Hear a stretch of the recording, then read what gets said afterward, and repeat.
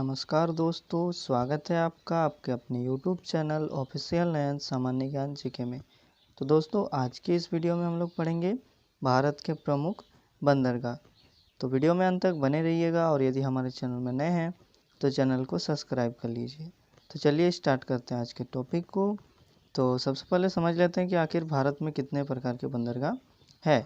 तो भारत में हम लोग देख सकते हैं बड़े बंदरगाह 13 है और छोटे बंदरगाह 200 है। ठीक है, तो हम लोग बड़े बंदरगाहों को देखेंगे, सभी को, जितने भी 13 बंदरगाह है, लेकिन छोटे बंदरगाह को उन्हीं को देखेंगे जो कि इम्पोर्टेंट है। ठीक है, तो जो 13 बड़े बंदरगाह हैं उनमें से सर्वाधिक यानी कि 3 एक ही राज्य में है, तमिलनाडु में है। ठीक है, और जो छोटे बंदरगाह है उसमें से सर्वाधिक है महाराष्ट्र में, यानी कि महाराष्ट्र में 53 गो बंदरगाह है। ठीक है, और अगर हम बात करें बंदरगाह के प्रकार, तो इसमें आता है एक प्राकृतिक बंदरगाह और एक आता है कृत्रिम बंदरगाह। तो प्राकृतिक बंदरगाह उन बंदरगाहों को कहते हैं जो कि अपने आप पहले से बना हुआ था, और जो कृत्रिम बंदरगाह है उसे हम लोग मानव द्वारा बनाया गया है। ठीक है, यानी कि इसे हम लोगों ने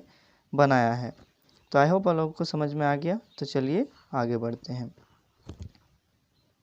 आगे हैं हम लोग देखेंगे कि भारत के प्रमुख बंदरगाह कौन कौन से हैं। तो सबसे पहले हम लोग देख लेंगे बड़े बंदरगाहों को। तो उसमें आता है कंडला बंदरगाह। ठीक है, तो कंडला बंदरगाह कहाँ पर है, तो यहाँ मैप में आप लोग देख सकते हैं कंडला बंदरगाह है गुजरात राज्य में है। कंडला बंदरगाह भारत के गुजरात राज्य में है। कंडला बंदरगाह का नाम बदल कर अब दीनदयाल बंदरगाह रख दिया गया है। ठीक है, पहले नाम था कंडला बंदरगाह और वर्तमान में इसका नाम है दीनदयाल बंदरगाह। यह बंदरगाह भारत विभाजन के बाद विकसित किया गया है। ठीक है, यानी कि जब भारत और पाकिस्तान अलग हुआ था तो उस समय विभाजन के बाद विकसित किया गया है। स्वतंत्रता से पूर्व पश्चिमी देशों से व्यापार करने के लिए कराची बंदरगाह का उपयोग किया जाता था। ठीक है, यानी कि स्वतंत्रता से पहले कराची बंदरगाह का उपयोग किया जाता था व्यापार के लिए। स्वतंत्रता के बाद उसके विकल्प में कंडला बंदरगाह विकसित किया गया। ठीक है, यानी कि स्वतंत्रता के बाद विकसित होता है कंडला बंदरगाह। उत्तर भारत की आवश्यकताओं की सर्वाधिक पूर्ति इसी बंदरगाह से होता है। ठीक है, तो चलिए आगे बढ़ते हैं। मुंबई बंदरगाह। ठीक है, तो यहाँ पर आप लोग देख सकते हैं मुंबई बंदरगाह महाराष्ट्र में है। भारत का सबसे बड़ा बंदरगाह मुंबई बंदरगाह है। ठीक है, तो ये याद रखिएगा, एग्जाम में पूछे जाते हैं कि भारत का सबसे बड़ा बंदरगाह मुंबई बंदरगाह। भारत का सर्वाधिक व्यापार इसी बंदरगाह से होता है। इस बंदरगाह को भारत का प्रवेश द्वार कहा जाता है। ठीक है, भारत का प्रवेश द्वार किसे कहा जाता है, मुंबई बंदरगाह को। अब देखते हैं हम लोग नहावा सेवा बंदरगाह। नहावा सेवा बंदरगाह ये कहाँ पर है, ये है महाराष्ट्र राज्य में स्थित है और यह एक कृत्रिम बंदरगाह है। ठीक है, तो जितने भी कृत्रिम बंदरगाह है उसमें मैं बताऊंगा आप लोगों को कि कृत्रिम बंदरगाह है, और जिसमें नहीं बताऊंगा उसमें आप समझ जाइएगा कि वो एक प्राकृतिक बंदरगाह। जैसे कि मुंबई बंदरगाह क्या है, प्राकृतिक बंदरगाह, और इससे पहले जो हम लोगों ने पढ़ा कंडला बंदरगाह वह भी एक प्राकृतिक बंदरगाह है, और नहावा सेवा बंदरगाह एक कृत्रिम बंदरगाह है।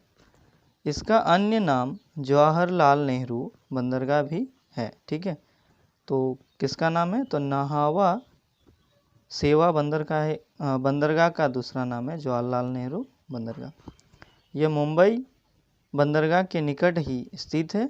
इसका निर्माण मुंबई बंदरगाह का दबाव कम करने के लिए किया गया। ठीक है, यानी कि जो मुंबई बंदरगाह इसमें ज़्यादा दबाव ना हो, यानी कि यहाँ पर ज़्यादा भीड़ भाड़ या ज़्यादा लोड ना पड़े, जिस कारण से इसे उसी के निकट बनाया गया। तो चलिए अब आगे देखते हैं।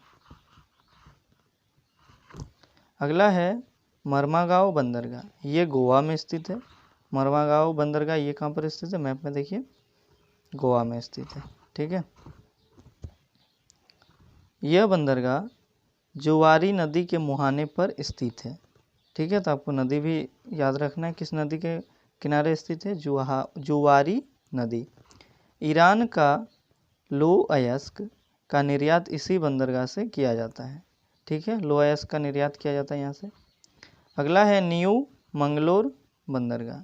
न्यू मंगलोर बंदरगाह यह कर्नाटक राज्य में स्थित है, यहाँ देख सकते हैं। उसके बाद है कोची बंदरगाह, यह केरल राज्य में स्थित है।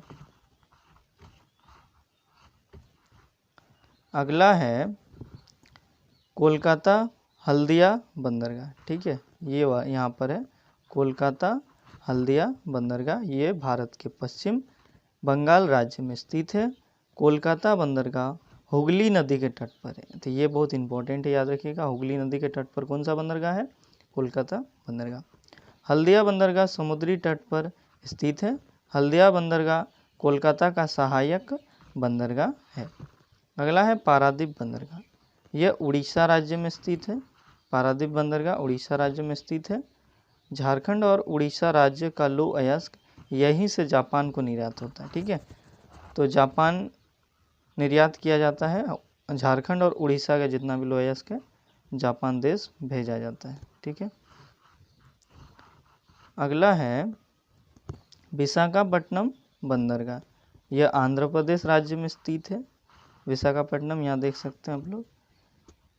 यह बंदरगाह सबसे गहरा बंदरगाह है, तो सबसे बड़ा बंदरगाह हम लोगों ने पढ़ा था पहले, और तो वो कौन सा है, मुंबई बंदरगाह। और सबसे गहरा बंदरगाह की अगर बात करें तो विशाखापट्टनम बंदरगाह।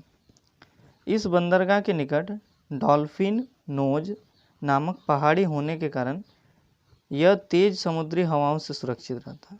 डॉल्फिन नोज नामक एक पहाड़ी है जिसके कारण यह समुद्र की हवाओं से सुरक्षित रहता है। अब हम लोग देख लेते हैं तमिलनाडु में जो 3 बड़े बंदरगाह हैं उनको देख लेते हैं। एक है एन्नोर बंदरगाह, दूसरा है चेन्नई बंदरगाह, और तीसरा है तूतीकोरिन बंदरगाह। ठीक है, तो जो एन्नोर बंदरगाह है ये कृत्रिम बंदरगाह है, ये चेन्नई बंदरगाह का सहायक बंदरगाह है। और चेन्नई बंदरगाह यह भारत का सबसे पुराना कृत्रिम बंदरगाह है। ठीक है, सबसे पुराना कृत्रिम बंदरगाह कौन सा है, चेन्नई बंदरगाह। तूतीकोरिन बंदरगाह इसे चिदम्बरनार, क्या कहते हैं इसको, चिदम्बरनार बंदरगाह भी कहते हैं। ये मन्नार की खाड़ी में स्थित है। ठीक है, अगला हम लोग देख लेते हैं पोर्ट ब्लेयर बंदरगाह। तो ये कहाँ पर है, ये अंडमान निकोबार द्वीप समूह पर स्थित है। तो आई होप आप लोगों को वीडियो अच्छी लगी, और यदि आप लोगों को वीडियो अच्छी लगी तो वीडियो को लाइक कर दीजिए और चैनल को सब्सक्राइब कर लीजिए और हमारे साथ बने रहें।